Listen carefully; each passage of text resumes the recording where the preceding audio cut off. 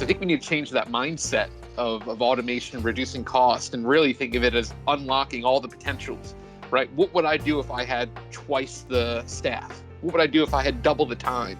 That's what automation can help you unlock and bring value to your business.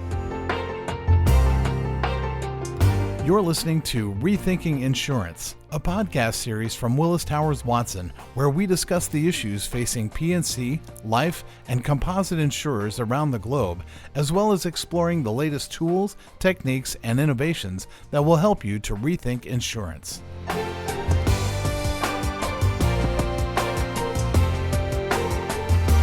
Well, hello and welcome to Rethinking Insurance. I'm your host, Jarrett Cabell. So today I'm delighted to be joined by two guests today, Joe Milicia and Tom Beasley. Joe is the Global Product Leader for Business Process Excellence at Willis Towers Watson. In this role, he helps our clients to achieve more efficient and more effective business processes. Tom is a director in Willis Towers Watson's UK life consulting business.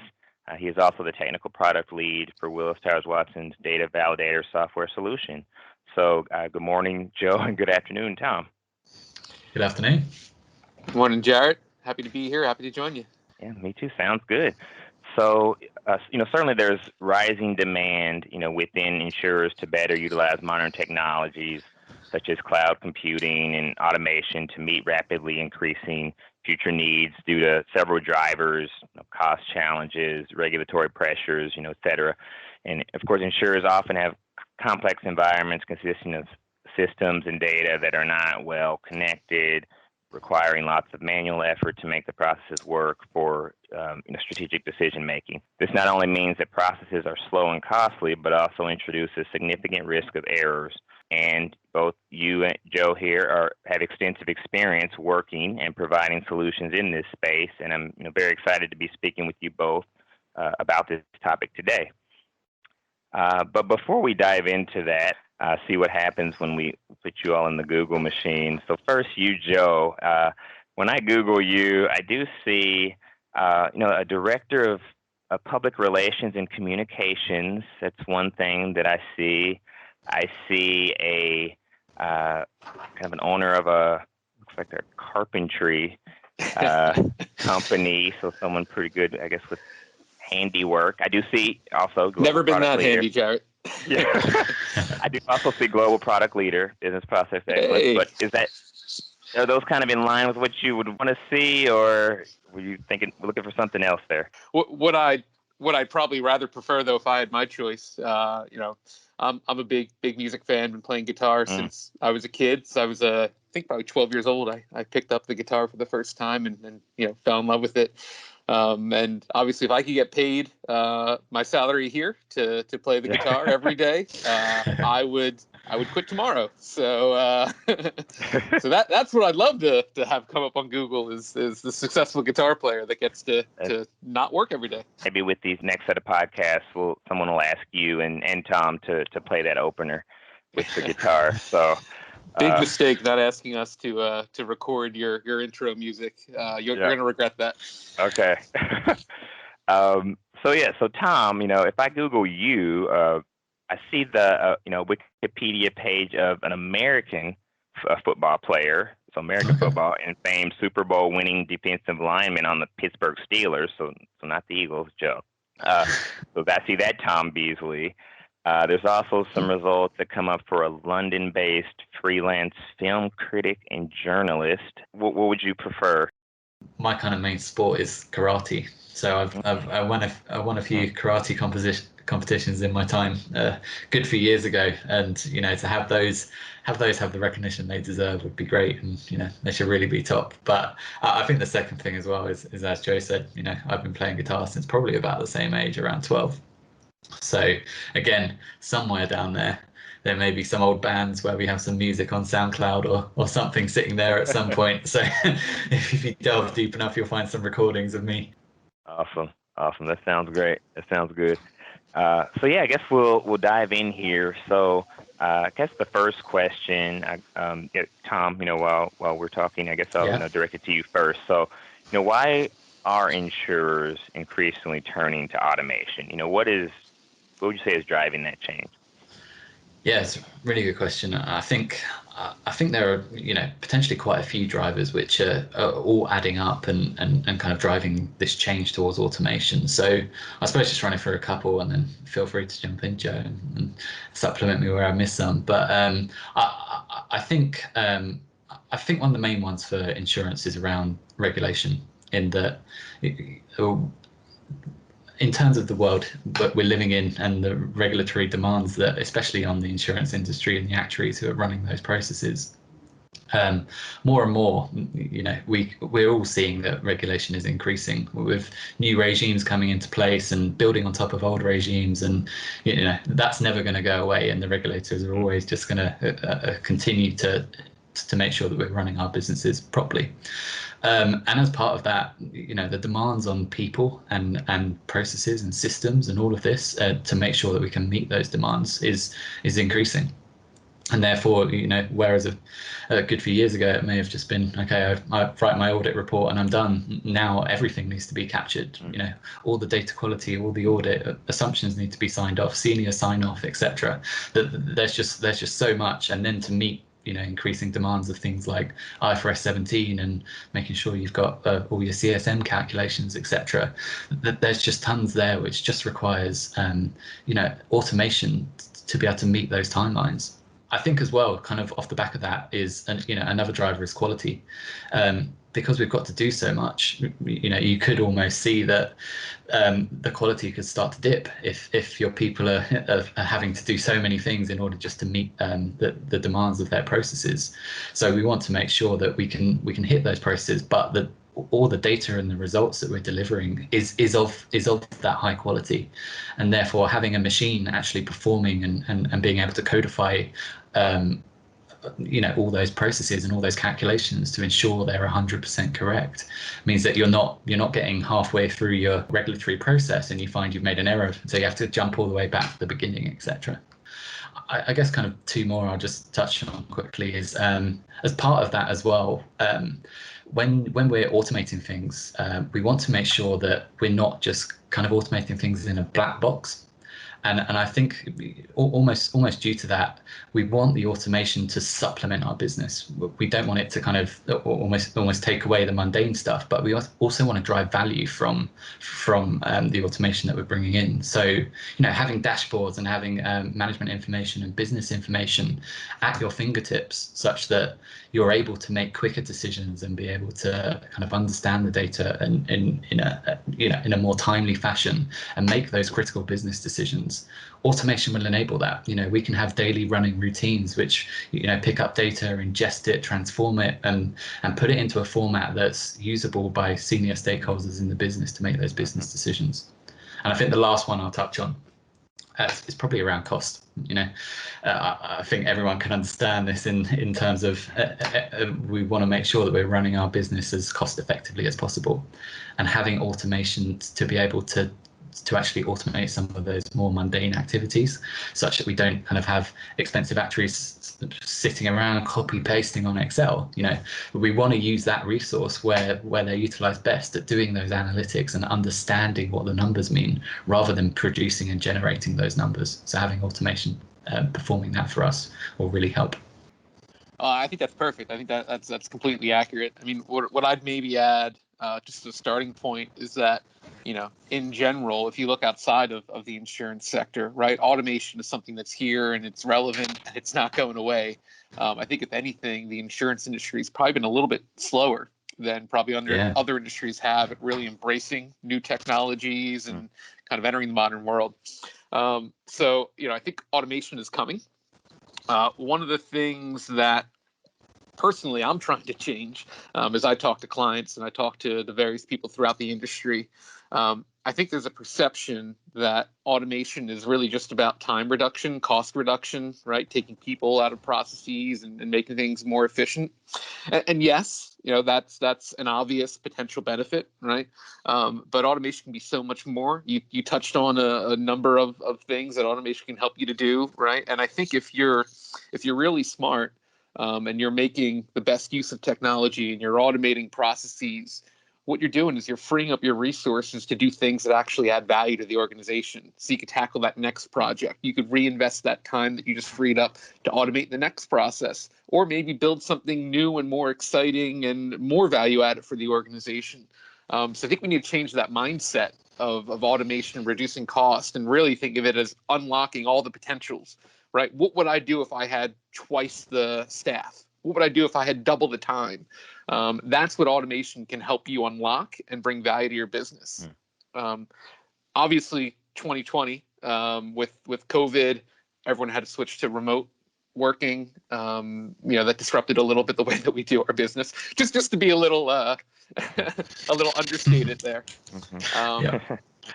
I think that's helped underscore, why we need automation, right? So I think a lot of people have said, all right, now I have all my people out of the office. How do I make sure, work doesn't lag? How do I make sure we're still as efficient and as effective? And it's just as if we were all there. And at least my solution, or the way that some of our clients, the way that we've even done internally, is we've turned to automation and said, if we have, robots working on our prem or in our cloud, right where our data lives, even if our people can't be there, we can still get work done. We can do it effectively. We can do it just as good, if not better, than we've done before. And if you're one of those companies that makes the investment now and really embraces technology, embraces automation, embraces the future, you can really capture a lot of benefits and let your competition catch up. Thanks, Joe and Tom. Yeah, those are really good points.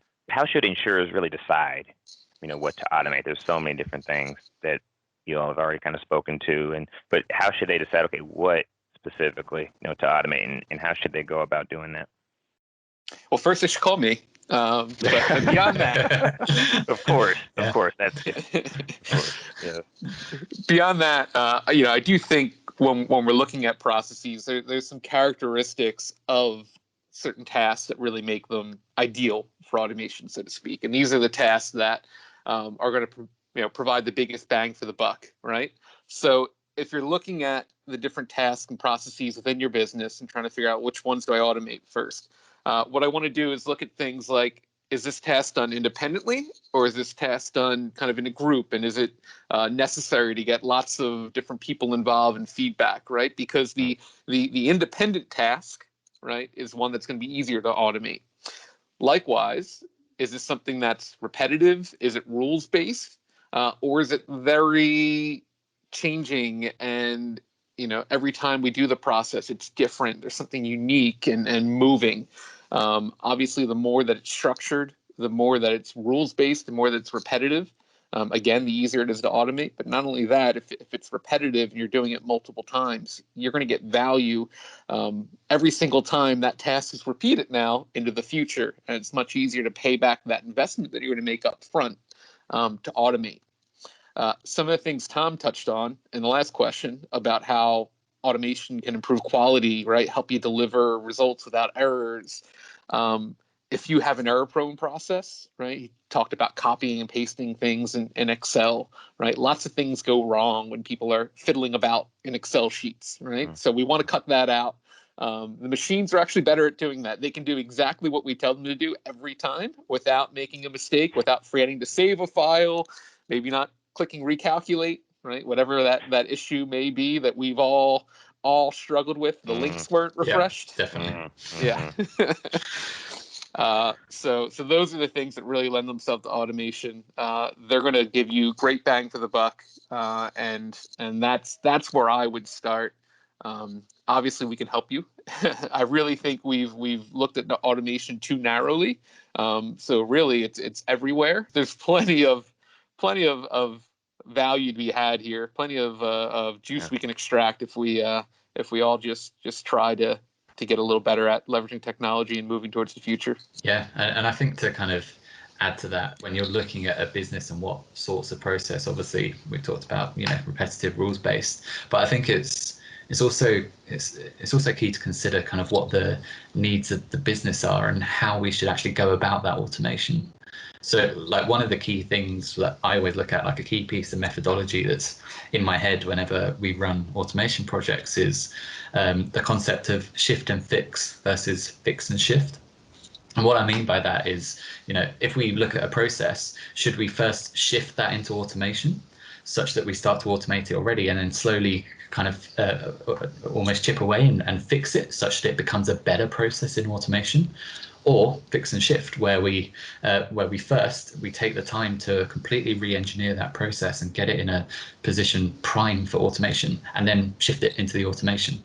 So that fix and shift versus shift and fix methodology is something that's always there. And I think the key thing to consider, and especially in my head, that choice isn't binary, not at all. I very much view it as a spectrum. It depends for different processes, and there are pros and cons of doing each, and we always have to weigh those up in order to figure out which is going to be the best for the specific use case for the client that we're working with. So for example, if we go more that shift and fix, we might identify some processes which are really quick win, and if we just put automation around them, we could free up tons of people in order to then help with re-engineering some of the potentially harder processes. And it's always a consideration, and it kind of ties up with the, what's the long-term ambition here? Is it strategic? Is it tactical, short-term kind of things? So that's always a consideration we find. I'm a big fan of the shift and fix. I know that the potential drawback is that sometimes you don't always get to that full transformed final state that you may have as the kind of big ambition.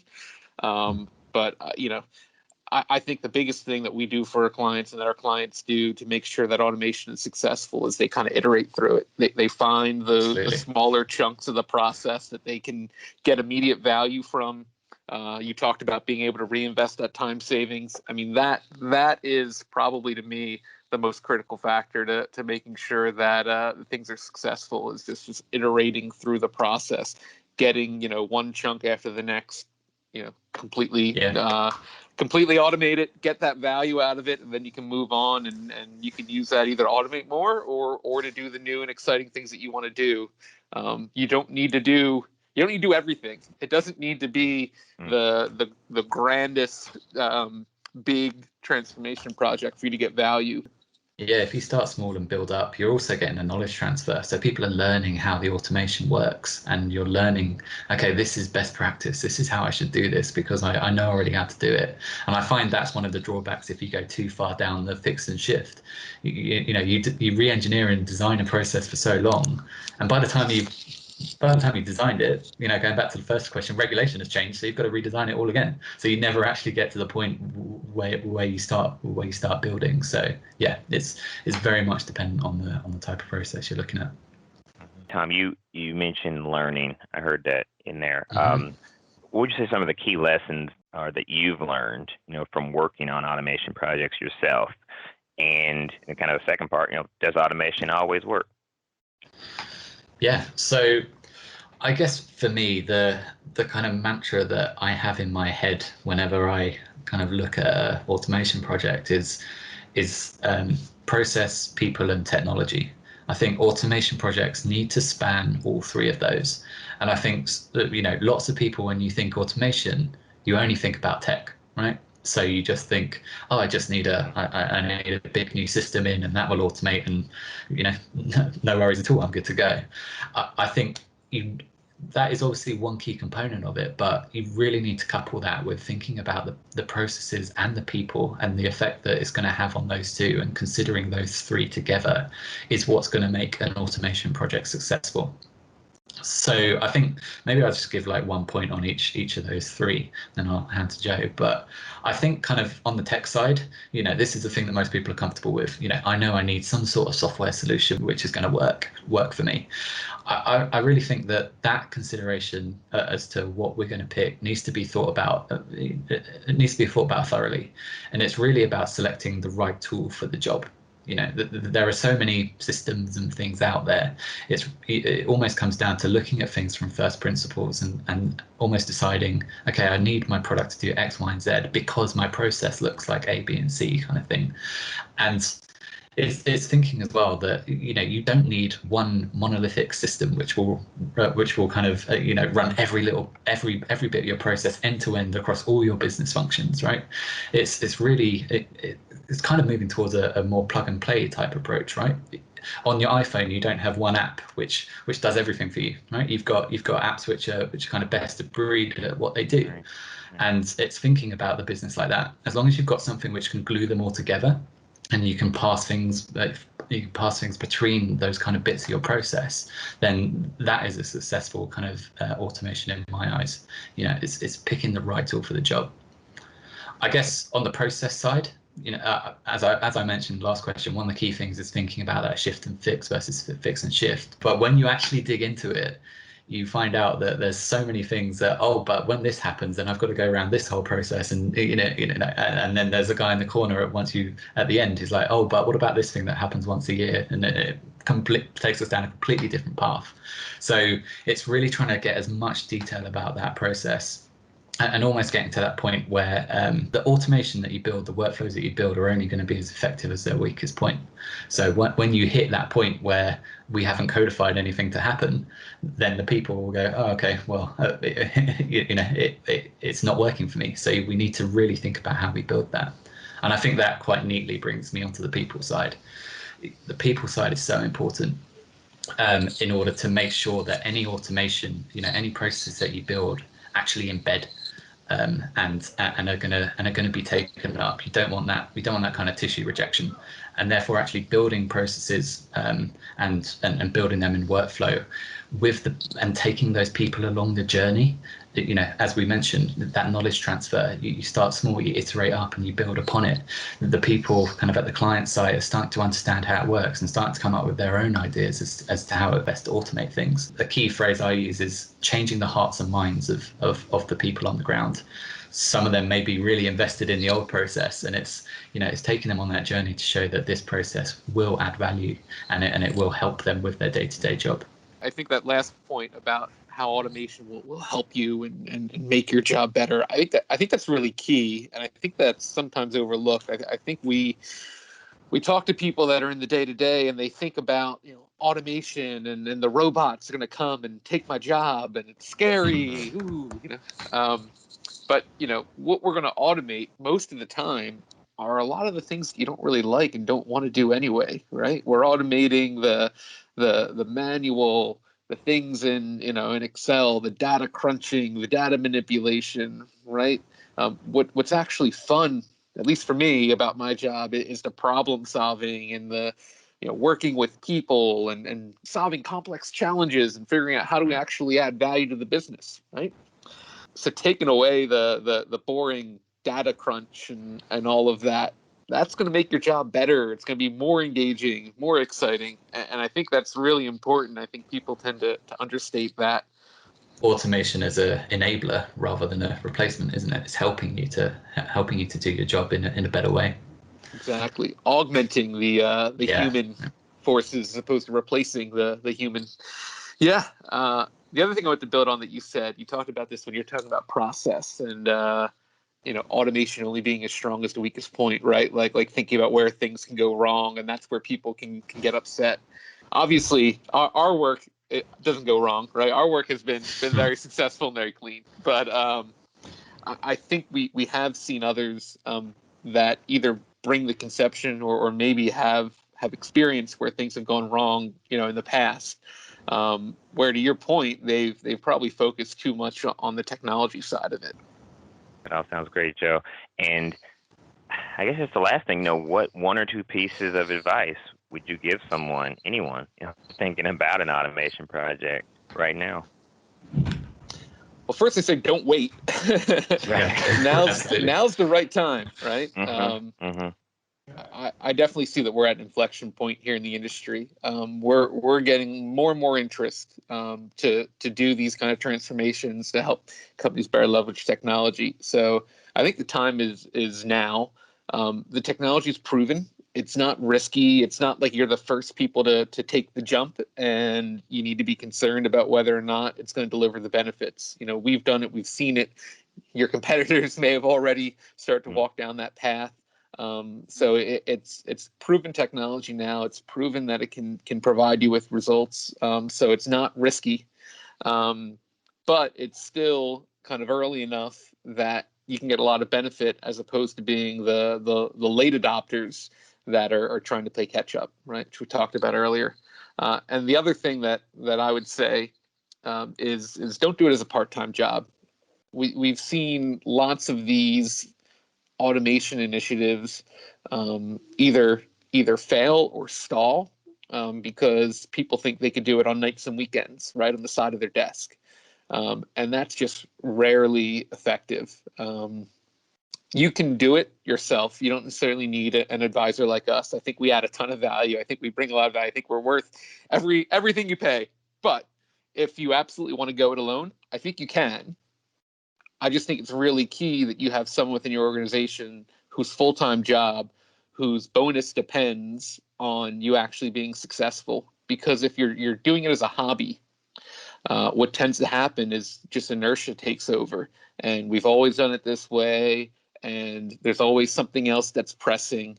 And I think this is why the industry is at the state that they're at today, is just because it's really hard to find the time to really innovate, improve, and make dramatic change. And if you're really viewing and taking advantage of new technologies, taking advantage of automation to transform the way you do your business, it's not something you're going to do, on nights and weekends, like I already said. I guess the things that I'd kind of add to that is, in a way, I think it's really looking at almost setting a vision up front. I think a lot of people think an automation project will be 80-90% in terms of actually building and implementing their technology and and codifying all this stuff. That's not the percentage that I kind of tend to see. I think the more you plan and you run a solution design, you figure out exactly what the right tech is instead of just picking up the first thing off the shelf that you find. You plan those processes, you plan out those process maps, you figure out how you're actually going to do this to orchestrate the business process in the most effective way possible. Having all of that in place and then starting to actually build is definitely the best way. I think the worst thing to do is you throw some technology on some juniors in the business and say, there you go, have fun, right? I'm sure they'll build something, but it won't be as efficient and as valuable to your business if you do that. So actually taking that time, figuring out at a high level what the vision is, what you want to achieve end state, putting in the time to actually plan that, and then going ahead and building. And throughout all of that, I'm talking about extremely large scale bits here. As Joe said, we want to iterate, and if there are quick things that you can find, it's not planning the whole thing out. Right, let's do a bit of design on the little bit that we need. That's taken a week or two. We're happy with how it's going to work. Great, let's build that.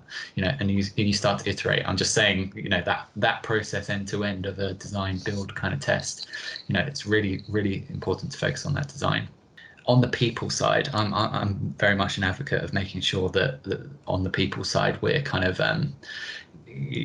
we're picking up the right behaviors and we're encouraging the people who are embracing the automation. We did a project recently where the term we used was our kind of champions of change. It's making sure that people at the client who are really excited and happy about this, they're the people who become these champions of change and help it infiltrate throughout the company. People who are detractors at the company are going to be a lot more swayed by someone who's from their own company, one of their own, saying this is actually a good thing, rather than external consultants kind of coming in and being felt like the automation is being forced on them. So it's very much making sure that the people side and that journey is the right one. Own the process, right? Don't just let either the juniors, like you're saying, don't let an external advisor own it. Don't let IT own it, right? This is how you do your business. This is your process. This is your way of working, right? So you've got to own the solution at the end of the day. So make sure that you're leading that design and you're getting what you want. You're not just relying on someone else to deliver. Right? And obviously, Joe, all of that isn't saying external consultants are no help at all. Obviously, we are. It's helping you to build upon that vision and having our experience from where we've done this before to make sure that vision and that design is going to deliver value for you.